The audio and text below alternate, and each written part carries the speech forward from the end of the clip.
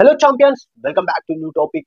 ఏమిటి అని చూసుకున్నట్లయితే 30th జూలై 2024 కేరళ రాష్ట్రంలోని వయనాడ్ డిస్టిక్ లో రెండు గ్రామాలు ముందకై మరియు చురేమల గ్రామాలలో అత్యధిక వర్షపాతం కురవడంతో ల్యాండ్ స్లైడ్ జరిగి రెండు గ్రామాలు ఆ వరద నీటిలో కొట్టుకుపోయి ఆస్తి నష్టం, ప్రాణ నష్టంతో పాటు ఎన్నో అధిక నష్టాలు జరగడం జరిగింది. అయితే ఇది ఎలా జరిగింది ఏమిటి అనేది డీటెయిల్ గా మనం డిస్కస్ చేసుకుందాం. మనం మెయిన్ టాపిక్ లోకి వచ్చినట్లయితే సౌత్ ఈస్ట్ అరేబియన్ సీలో అత్యధికంగా వాతావరణ చేంజెస్ ఉండడం వల్ల ఆ సముద్రం నీరు వేడెక్కి ఆవిరిగా మారి మేఘాలుగా ఏర్పడ్డాయి. అయితే ఎలా అయితే ఈ కేరళ రాష్ట్రం వయనాడ్ డిస్టిక్ పై నుండి మేఘాలు వెళ్తుండగా ఈ వెస్టర్న్ ఘాట్స్ అంటే పశ్చిమ కనుమలు 700 మీటర్ల నుండి 2100 మీటర్ల ఎత్తు వరకు ఉండే కొండలు అన్నటివి. ఈ కొండలపై నుండి వెళ్తున్నప్పుడు చలిగా ఉండడం వల్ల మేఘాలు అత్యధికంగా వర్షాన్ని కురిపించాయని చెప్పొచ్చు. అత్యధికంగా వర్షం పడిందని ఎలా చెప్తారంటే 24 hours లో 21 సెంటీమీటర్ వర్షపాతం కురిసినట్లయితే అత్యధికంగా వర్షపాతం కురిసిందని వాతావరణ శాఖ వారు డిక్లేర్ చేయడం జరుగుతుంది అన్నట్టు. 26, 27, 28, 29, 30 డేట్స్లలో చూసుకున్నట్లయితే ఓవరాల్ గా 90 సెంటీమీటర్ వర్షపాతం కురిసిందని చెప్పొచ్చు.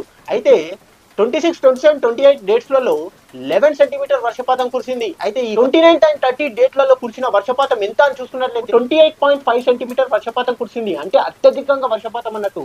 ఆ కొండల్లో వాటర్ కంటెంట్ ఎక్కువ అవ్వడం వల్ల మొత్తం బురదగా ఏర్పడి స్లైడింగ్ జరగడం జరిగింది అన్నట్టు. ల్యాండ్ స్లైడ్ జరగడం జరిగింది. ఆ ల్యాండ్ స్లైడ్ ఎంత దూరం అంటే 6 కిలోమీటర్ దూరం నుండి ఈ ప్రాంతాల వైపు రావడం జరిగింది. ఆ 6 కిలోమీటర్ దూరంలో ఎన్నో కొండలు ఉన్నాయి, మల్టిపుల్ కొండలు ఉండడం జరిగింది. ఆ కొండల పైన పడ్డ వర్షము ఆ అన్ని కొండలపైన ల్యాండ్ స్లైడ్ జరుగుకుంటూ ఇరువంజి పూజ నది కాలువలో కలవడం జరిగింది. ఈ ఇరువంజి పూజ నది ఈ ముందక్కాయ్ మరియు చురేమల గ్రామాలను కలుపుతూ వెళ్తుందన్నట్టు. అయితే ఈ ల్యాండ్ స్లైడింగ్ జరిగింది కదా, ఈ వాటర్ రెండు పాయలుగా విడిపోయి ఫస్ట్ ముందక్కై గ్రామాన్ని ముంచెత్తింది. తర్వాత అలా కొద్దిగా ముందరికెళ్ళి చురల్మల గ్రామాన్ని ముంచడం జరిగింది అన్నట్టు. అయితే ఈ ముందక్కై గ్రామం నుండి చురల్మల వెళ్ళడానికి ఒక కాంక్రీట్ బ్రిడ్జ్ అనేది 80 నుండి 90 అడుగుల పొడవుతో ఆ బ్రిడ్జ్ కూడా ఈ వరదలో కొట్టుకుపోవడం జరిగింది. అయితే ఈ వరద ప్రవాహానికి ఈ బ్రిడ్జ్ కొట్టుకుపోవడం వల్ల ఏం జరిగిందంటే ఎవ్వరూ తప్పించుకోలేని పరిస్థితి ఏర్పడింది అన్నట్టు. ఇలా ఏర్పడడం వల్ల ఎంతో మంది సహాయం అందలేక ఇబ్బందుల్లో ఉండి ఆ వరద నీటికి కొట్టుకుపోవడం జరిగింది. సుమారుగా చూసుకున్నట్లయితే 300కు పైగా మరణాలు జరిగాయని చెప్పడం జరిగింది. అయితే ఎంతో మంది గాయపడ్డారు, ఎంతో ఆస్తి నష్టం జరిగింది అన్నట్టు.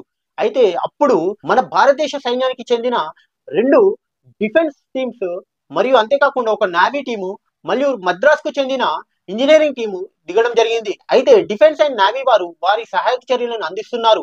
కానీ అక్కడి పక్కకి వెళ్ళాలంటే ఈ బ్రిడ్జ్ అనేది ఒక సహకారంగా ఉండేది. కానీ ఆ బ్రిడ్జ్ లేకపోవడంతో మద్రాస్ ఇంజనీరింగ్ టీం వాళ్ళు ఆ బ్రిడ్జ్ ను నిర్మించాలనుకున్నారు.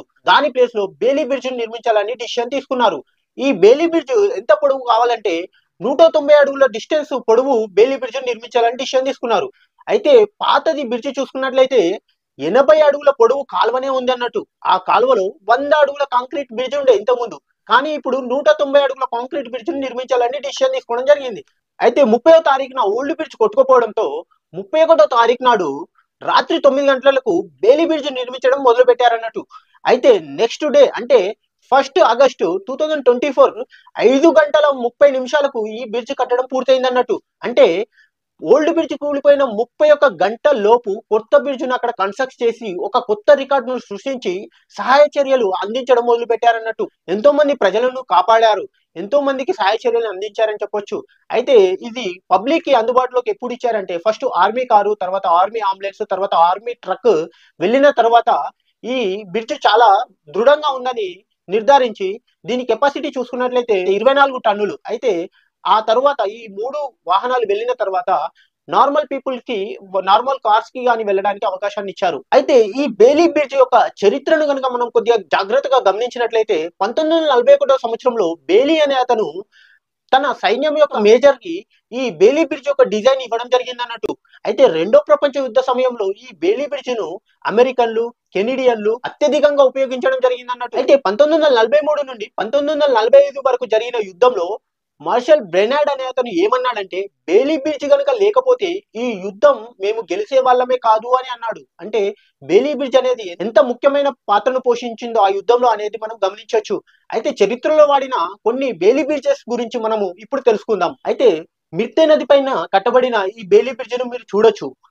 క్రైస్ట్ చర్చ్ డోర్సెట్ వద్ద కట్టబడిన ఈ బేలీ బ్రిడ్జ్ ను మీరు చూడొచ్చు.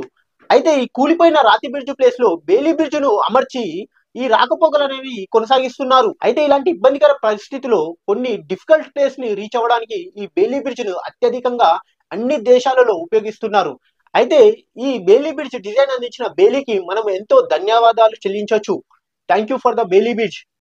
హాయ్ చాంపియన్స్, ఒక ప్రమోషనల్ వీడియో ఏంటి అని చూసుకున్నట్లయితే సీసీటీవీ అనేది సెక్యూరిటీ పర్పస్ లో ఎంతో ఇంపార్టెంట్ మనకి. అయితే నా ఫ్రెండ్ ఒక అతను సీసీటీవీ వర్క్ చేస్తున్నాడు, ఒక 10 years ఎక్స్పీరియన్స్ ఉందని చెప్పొచ్చు. హైదరాబాద్ సిటీ లోపల, సిటీ అవుట్స్కట్ లో కూడా ప్రాజెక్ట్స్ టేక్ ఓవర్ చేయడం జరుగుతుంది. పర్సనల్ గా ఒక ప్రాజెక్ట్ ని నేను విజిట్ చేసి చూసాను, వండర్ఫుల్ వర్క్ చేశాడు. అందుకని ఈ యూట్యూబ్ ప్లాట్ఫామ్ లో అతని వర్క్ ని షేర్ చేసుకుంటున్నాను.